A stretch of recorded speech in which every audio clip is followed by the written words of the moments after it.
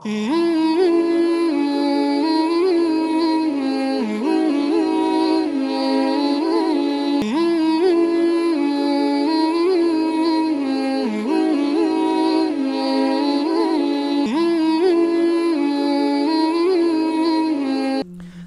و نصلی علی رسولہ الکریم۔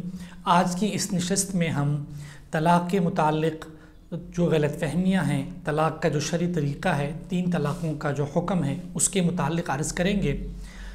بدقسمتی سے ہمارے ملک میں طلاق کی شرح انتہائی تشویشناک حد تک بڑھ چکی ہے، اور پنجاب کی ماتحت عدالتوں میں صرف طلاق کے 1 لاکھ سے زائد دعوے دائر ہوئے ہیں، اور یہ شرح مزید بڑھتی جا رہی ہے۔ جناب نبی کریم صلی اللہ علیہ وسلم نے طلاق کو ابغض المباحات قرار دیا، یعنی جن کاموں کی شرعاً اجازت دی گئی ہے ان کاموں میں سب سے زیادہ ناپسندیدہ کام طلاق ہے۔ مغرب کی دیکھا دیکھی ہمارے ہاں طلاق ایک فیشن کی صورت اختیار کرتی جا رہی ہے، اور ایسی عجیب وجوہات کی بنا پر طلاق دی جاتی ہے جنہیں سن کر انسان کو حیرت ہوتی ہے۔ ایک اور روایت میں حضور صلی اللہ علیہ وسلم نے فرمایا، ایما امرأة سألت زوجها طلاقا من غیر بأس فحرام علیها رائحة الجنہ، کہ جو عورت بغیر کسی وجہ کے شوہر سے طلاق کا مطالبہ کرے اس عورت پر جنت کی خوشبو حرام ہے۔ ایک اور روایت میں حضور صلی اللہ علیہ وسلم نے فرمایا، لا خلق اللہ شیئا علی وجہ الارض ابغض الیہ من الطلاق، کہ روئے زمین پر اللہ تعالیٰ نے طلاق سے بڑھ کر کوئی ناپسندیدہ چیز پیدا نہیں فرمائی۔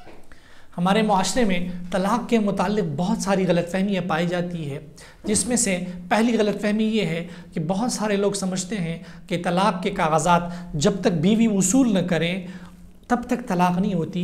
شرعاً یہ سمجھنا غلط ہے، بلکہ طلاق کے کاغذات لکھتے اور لکھواتے ساتھ ہی طلاق ہو جاتی ہے، چاہے بیوی کو اس کا علم نہ ہو۔ جیسے کہ اگر کوئی بندہ اپنی بیوی کو زبانی طلاق دے تو زبانی طلاق ہو جاتی ہے اگرچہ بیوی کو اس کا علم نہ ہو۔ طلاق کے متعلق دوسری غلط فہمی ہمارے ہاں یہ پائی جاتی ہے کہ بہت سارے لوگ یہ سمجھتے ہیں کہ جب تک 3 طلاق لکھیں گے نہیں یا بولیں گے نہیں تب تک طلاقیں نہیں ہوگی۔ شرعاً یہ سمجھنا بالکل غلط ہے، بلکہ 1 طلاق دینے سے بھی طلاق ہو جاتی ہے، اور اگر عدت میں رجوع نہ کیا جائے تو عدت کے ختم ہوتے ساتھ ہی نکاح ختم ہو جاتا ہے اور بیوی آگے نکاح کر سکتی ہے۔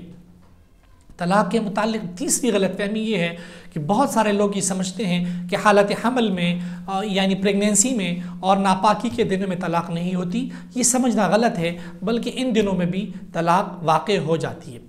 طلاق کے متعلق ایک غلط فہمی یہ ہے کہ بہت سارے لوگ یہ سمجھتے ہیں کہ اگر آپ طلاق کے الفاظ ڈرانے اور دمکانے کے لیے کہہ دیں گے تو طلاق نہیں ہوگی۔ شرعاً یہ سمجھنا غلط ہے۔ اگر آپ طلاق کے الفاظ ماضی کے الفاظ یا حال کے الفاظ بولیں گے اور مقصد چاہے بیوی کو ڈرانا ہی کیوں نہ ہو، اس سے بھی طلاق ہو جائے گی۔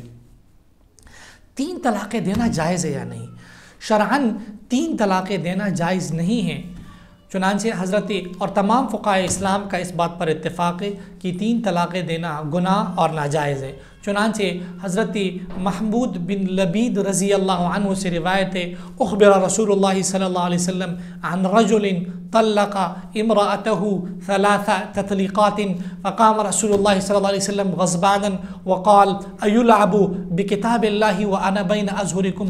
حضور اقدس صلی اللہ علیہ وسلم کو ایک شخص کے بارے میں اطلاع دی گئی کہ اس نے اپنی بیوی کو 3 طلاقیں دی گئی، تو حضور صلی اللہ علیہ وسلم کھڑے ہو گئے اور غصے میں ارشاد فرمانے لگے کہ اللہ تعالیٰ کی مقدس کتاب کی تعلیمات کا مذاق اڑایا جا رہا ہے، حالانکہ میں تمہارے اندر موجود ہوں۔ نیز 3 طلاقیں دینے کے نتیجے میں بہت سارے دینی اور معاشرتی مسائل پیدا ہو جاتے ہیں، خاندان ٹوٹتے ہیں، بچے بچھڑ جاتے ہیں، اور بھی بہت ساری خرابیاں پائی جاتی ہے۔ لہٰذا میری تمام مسلمانوں سے گزارش ہے کہ اول طلاق لکھنے سے یا طلاق بولنے سے پرہیز کریں۔ اگر میاں بیوی میں اختلافات ہو تو اول اختلافات کو ختم کرنے کی کوشش کریں. بیوی کے خاندان سے ایک یا چند افراد، شوہر کے خاندان سے ایک یا چند افراد مل بیٹھیں اور جو اختلافات ہیں ان اختلافات کو حل کرنے کی کوشش کریں. اگر وہ اختلافات ختم نہیں ہوتے اور یہ بات سامنے آتی ہے کہ طلاق دی جائے تو طلاق شرعی طریقے سے دی جائے.